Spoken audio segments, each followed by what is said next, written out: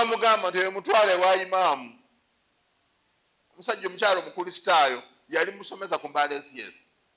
bino byenyumya biyiseeko emyaka nga 10 najja n'awaaba seeka ne muyita ekitanda ky'omukyalo ono omusiraamu yanziramu n'agamba nti oyo omukyala muwugulavu namukolera ekitanda n'akireka mugamba seeka wange omukyala muwugulavu yakuwa sente z'omukolera ekitanda n'akutegeeza byayagala naye muwugulavu omukyala newuuba ewa seeka omukyala n'asalawo atwale seeka ku poliisi ne mugamba tomutwala tugenda kusasula ebbanja eryo wallahi ebbanja ly'ekitanda Masjidi Nuru wano fa baalisasula la takunu khainin ihfadhu amanatikum ma'ashara al-ikhwa banange temubeera bakumpanya mukume endagaano zammwe amakanika Mungu abasaasire naye mulimu ababi lwaki omusajja omuguza ekyuma ky'emmoloka ye ate nga kyojjeemu kibadde kiramu lwaki omusajja yava ekolomojjo n'aleetawa nemmoloka bamulongooseze yali ka 12 ne balongosa emmoloka nesigala mu parking yard wali omusajja omukolomojjo agenda okujja okulona emmoloka nga bamugamba nti emmoloka eno okugitwala sasula wano $1,14,000 ndateezaaki taspeya omusiraamu n'awandiika speya n'akola lisiti ya speya ng'ataddeko sente enfu kino twakigula $20,000 kino twakigula buno obuntu buli buna bwa $9,900 nga tuli muyemba awo bino byennyumya biyiseeko emyaka 16 musiraamu muyita konzo wayi mmoloka y'omusajja omukolomojjo ono nabena asasule sente zange atwale emmoloka omukolomojjo agamba siina buzibu naye wakati nilimuwachia gari nilimuwachia $300,000 namulekera $300,000 nga ngenda asasule sente amina mpe emmoloka yange ngende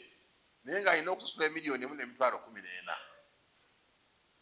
ninkwata lisiti Allah ye mujulizi ninyingira garage koze kino ekyuma kigula kitya kiyawandika $9,900 ebyuma 4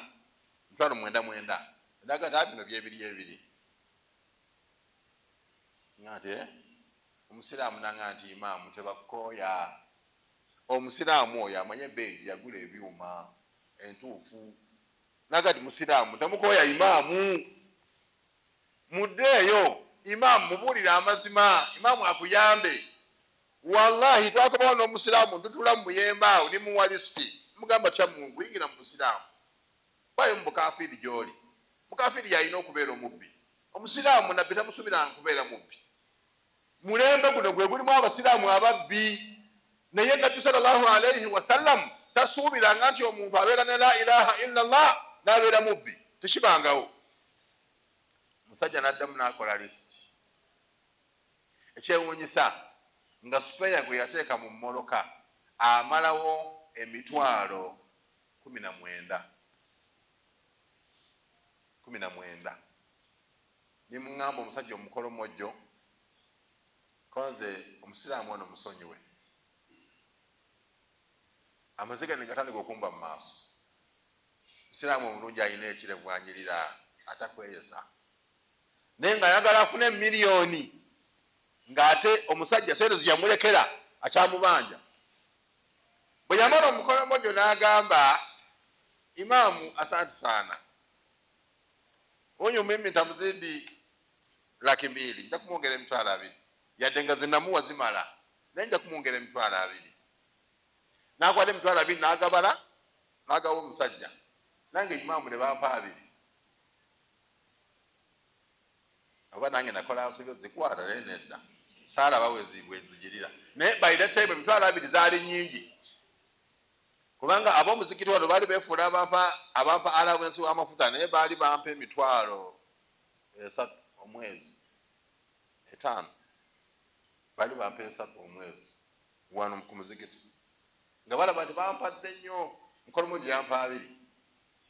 omusiraamu oyo nimusabira Allah amulungamye omusiraamu yagenda akaaba amaziga wallahi Allah amusaasire ya rabbi n'atandika okufunda ku muzikiti wano ng'atandise okubula akhira kati yabulira ddala namusanga nimugandi musiraamu kati Nuuru wagisengukira ddala agata nedda emirimu gyange gyasenguka nyina bwe ngikolera awalala abasiraamu situbba lya katono naye nga kako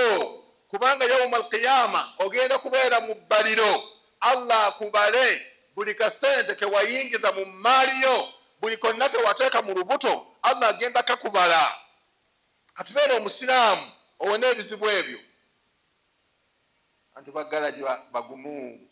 olaba ne imaamu waabwe bamubeekuuli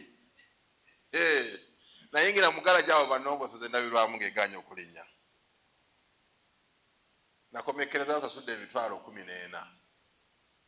nga nimbye kano yekano kagira kano ketaga emitwalo 4 ngenda okwetegereza ng'obwange bwennyini obwalimu akwata sandpaper n'akakuuta bwati n'akasuba keno obuwaya n'akola sayansi awo ndabirwamu n'erinnya 14 yamaa n'ansabayo 3 egy'obukozi ninzimuwa 17 musiraamu ali mugalaja ne imaamuwo bajjamaa tulabanga omulembe gukyuse kati olaba omuntu abba imaamu ayimirirawo nagati sitawu imaamu n'amusaaza naye namubeekuuli tebalanga omusajja atunda ebyennyanja bw'aba apimira ebyennyanja mizaani ekoona go nimubuuza nti tekoonye nnyo nakati imaamu weewo nimubuuza nti n'abasigadde obapimira bwoti naga nti imaamu akatale kazibu Mungu atulungamye kozi Mungu agenda kubokya omuliro ensonga yaffe udkhulu fi silimi kaafa yingira mu busiraamu gweremu kyonna kyogenda okukola ng'omusiraamu kikole ng'okikola ng'omusiraamu bw'alina okukikola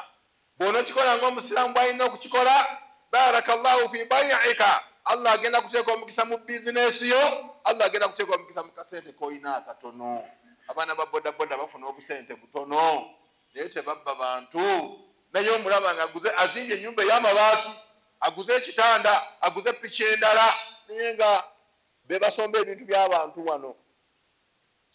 tubasabira kimu Allah kubalungamya nalaba owa boda juzi nimusaasira nga avuga abantu 2 batudde omuwala atudde alina ebbeere bweriti avuga ligenda limukona mu mugongo bweriti nga omusiraamu ono sawumuye Mungu amusaasire ababodaboda beetaaga duweezo naye nga bali halali wallahi abavubuka abo ababodaboda Mungu abasaasire n'emiranga egibeera wano bebasinga n'okutwala sente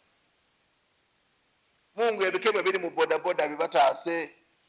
kubanga bamalaya abava ku ziroogi abaddayo bebabavuga bebabatwalayo ku ziroogi owa bodaboda ayinza okubeera nga alina malaya ze 10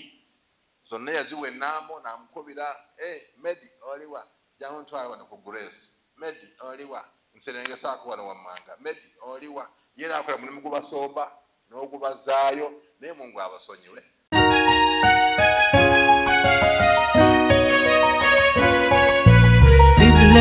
Islamic Media Qibla Islamic Media